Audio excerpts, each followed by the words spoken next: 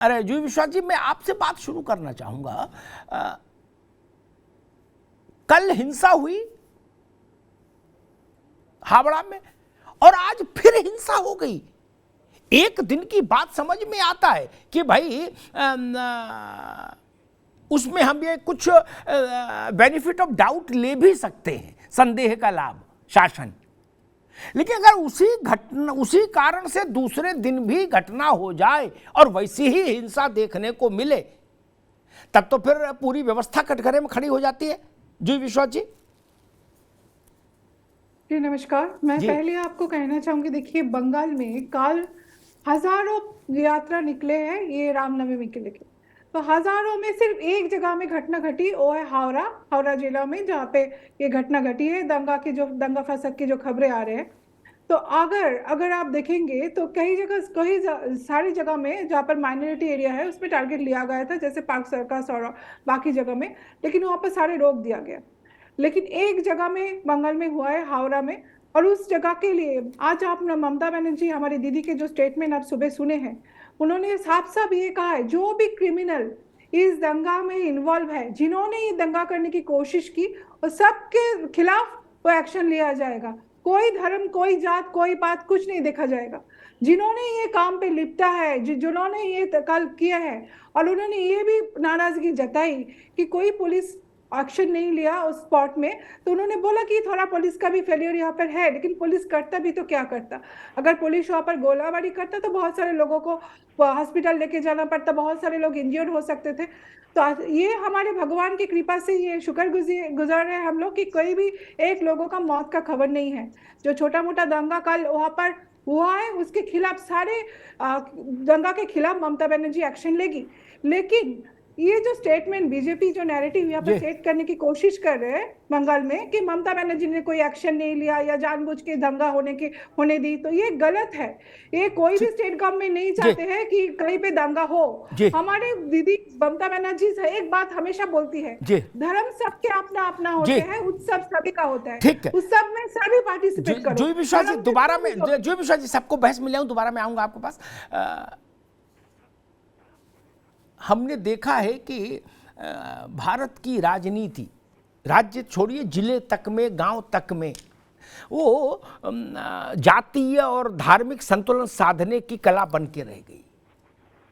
इसलिए ये तर्क, जो बात अभी जूही ने कही या उससे पहले अभिषेक मनु कह रहे थे कि कोई सरकार नहीं चाहती, कई बार ऐसी स्थितियां होती हैं कि दंगा फायदा भी करता है राजनीतिक तौर पर।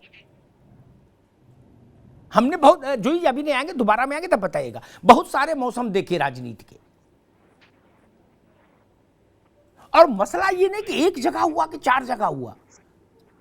मसला ये है, हम ऐसा वातावरण क्यों नहीं दे सकते कि होली भी आराम से मनाइए, रामनवमी मनाइए, दिवाली मनाइए, मुहर्रम मनाइए, ईद मनाइए, कहीं झंझट ही ना हो। ये पत्थर क्यों चले, गोली क्यों चले, ये तमंचा क्यों चले, आंसू गैस क्यों चले? क्या भारत में रामनवमी मनाने के लिए पुलिस लगानी पड़े? ये स्थिति भाई थोड़ी सी विचित्र है। खैर, मनोज पंडित जी, टीएमसी कह रही है ममता जी ने कहा ये बीजेपी की प्लानिंग थी दंगा कराने की। अब लेकिन मैं इससे हैरान हूं कि गुजरात में जो बवाल हुआ, अभी योगी जी से पूछूंगा, उसमें कौन दंगा करा रहा है? ये भी मसला है जी। आप अपने काम में विफल हो जाए, सरकार अपने प्रदेश में कानून व्यवस्था को ना रख पाए, तो ठीकरा फोड़ना बहुत आसान है। आप ये देखिए कि ये दंगा गुजरात में भी हुआ, और कहीं उत्तर प्रदेश में क्यों नहीं हुआ?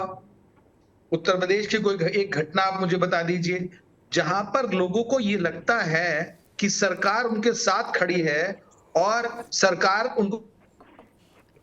जी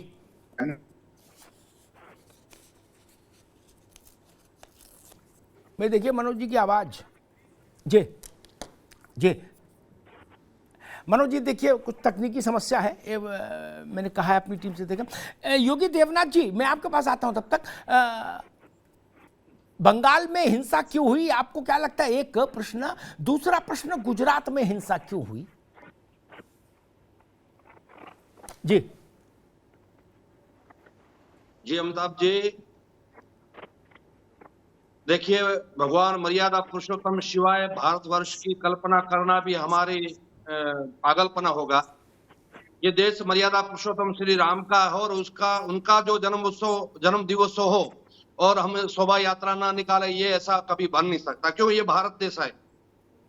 कुछ अभी जैसे बोल रहे थे, कुछ संवेदनशील क्षेत्र होते हैं उनमें ना जाना चाहिए। भाई, संवेदनशील क्षेत्र क्या होता है? वो भारत देश में ही है ना। हम अगर पाकिस्तान में जा रहे हैं या बांग्लादेश में जा रहे हैं तो हम वहां संवेदनशील कह सकते हैं, वहां नहीं जाना चाहिए।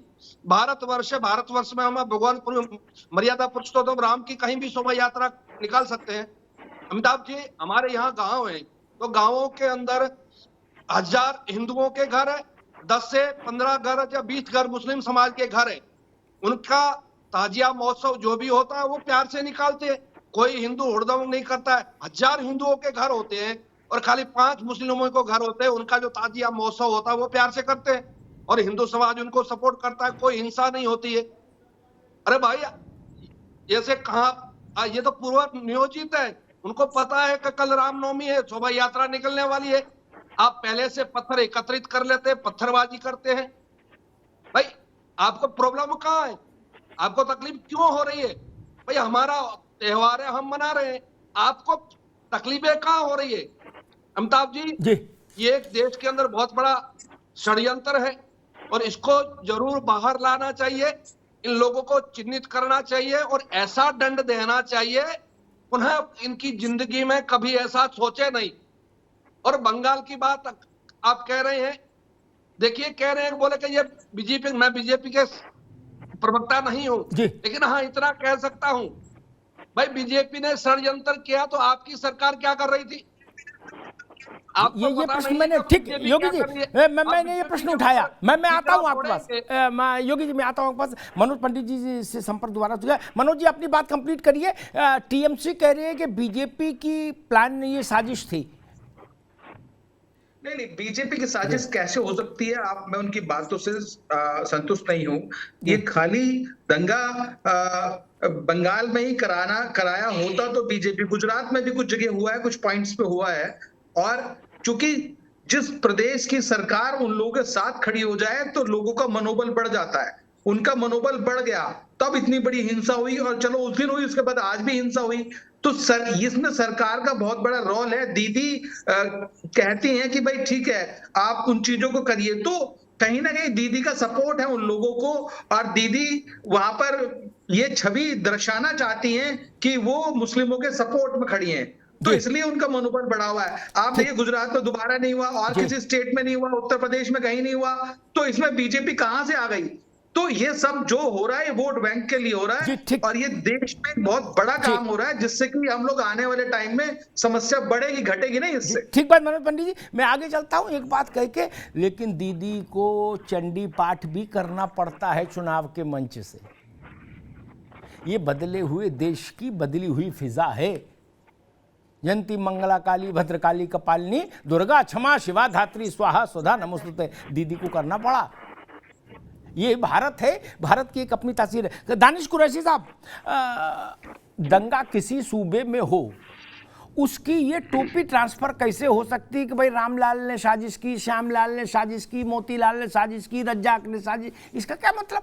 साजिश विफल करे इसीलिए तो शासन है, सरकार है, व्यवस्था है, या केवल इतनी सूचना देने के लिए सरकार चुनी जाती है कि हाँ साजिश हो गई इसलिए दंगा हो गया? यह साजिश सफल नहीं हो इसके लिए होता है मुख्यमंत्री से लेकर सिपाही तक, किसी राज्य का मसला हो। दानिश कुरैशी, देखिए अमिताभ जी, सबसे पहले तो मैं एक बात कहना चाहूंगा कि दरअसल देश में कट्टरपंथ ताकत जो है वो पैरेलल प्रशासन के मुकाबले आके खड़ा हो गया है। इसका मैं आपको उदाहरण भी दूंगा। देखिए, कल बड़ौदा गुजरात की जो घटना हुई, जैसा कि अभी देवनाथ बापू कह रहे थे, मैं बताता हूं उसमें वीएचपी का एक कार्यकर्ता ये कह रहा है कि अगर हमारे किसी भी कार्यकर्ता को गिरफ्तार किया गया तो पूरा बड़ौदा मतलब जो है मतलब गुजराती में उसने कहा कि भड़के बरसे, मतलब पूरा बरोड़ा जलने लगेगा, ऐसा उसका ऑफिशियल माइक पे स्टेटमेंट है। उसके बावजूद देखिए प्रशासन इतना डरा हुआ है कि वीएचपी के एक भी बंदे को गिरफ्तार नहीं किया गया। दूसरे नंबर की बात, ये एक अकेली घटना नहीं है। मैं आपको बताऊं, संभाजी नगर में ये घटना घटी, उसमें इम्तियाज जलील साहब ने इंटरवीन किया, ये अफवाह फैलाई गई कि भगवान राम जी के मंदिर पे हमला किया, वो खुद वहां पहुंचे, वहां से वीडियो लाइव चलाए और ये करने की कोशिश की कि भाई ऐसी कोई घटना, कोई एफआईआर नहीं घटी है, आप रुकिए। देखिए मैं आपको बताता हूँ होता क्या है। अभी आगे बात बताना, इतना बताया उस पर एक मिनट रुक जाओ। बिहार में सासाराम में कर्फ्यू लगा, 144 पूरे जिले में लगानी पड़ी, आगजनी हो गई। ठीक, बंगाल में कल भी हुआ, आज भी हुआ कार्यक्रम, इसको भी साथ ले लीजिए। आप महाराष्ट्र गए, गुजरात गए, इसको भी साथ ले लीजिए, फिर आगे की बात करें जी। देखिए अब आके आप आ जाइए, इस पे मैं आपको बताता हूं कि राजस्थान के अंदर में कन्हैयालाल की हत्या हुई, निंदनीय थी, 24 घंटे में गिरफ्तारी हुई, उसको क्या मुआवजा मिला आपने देखा, वहां किसकी सरकार है, कांग्रेस की सरकार है। उसके बाद नासिर और जुनैद की हत्या हुई, उसके बाद क्या हुआ वो भी आपने देखा, उनको क्या मुआवजा मिला वो भी आपने देखा। इससे बढ़ के अगर जो कुछ देखने मिला तो वो ये देखने मिला कि कट्टरपंथी ताकतों ने हरियाणा में बाकायदा महापंचायत बुलाई। जो बड़ौदा में वीएचपी का कार्यकर्ता कह रहा है, वही हरियाणा की महापंचायत कट्टरपंथ कह रहे हैं कि राजस्थान की पुलिस आएगी अपने पैरों पे जाएगी नहीं। तो ये जो कट्टरपंथी रुकना होगा। मैं मायावती चंदनानंद और फजील अहमद के पास चलूंगे, अभी रुकना होगा, रुक जाए। मुश्किल यही है, हम मनोनुकूल सवाल पर बोलते हैं, मन के नापसंदगी वाले सवाल को स्किप कर देते हैं। यही शासन करती है, यही राजनीति करती है, ये वक्ता करते, ये प्रवक्ता करते, इसीलिए सारी समस्या है हिंदुस्तान में। क्या हम पुराने बात तो ले आते हैं, लेकिन नई में इन्हें बता दें भाई बंगाल में दूसरे दिन भी बवाल कैसे हो गया और सासाराम में कैसे हो गया। ये तो जिम्मेदारी तय हो नहीं होगी ना। खैर,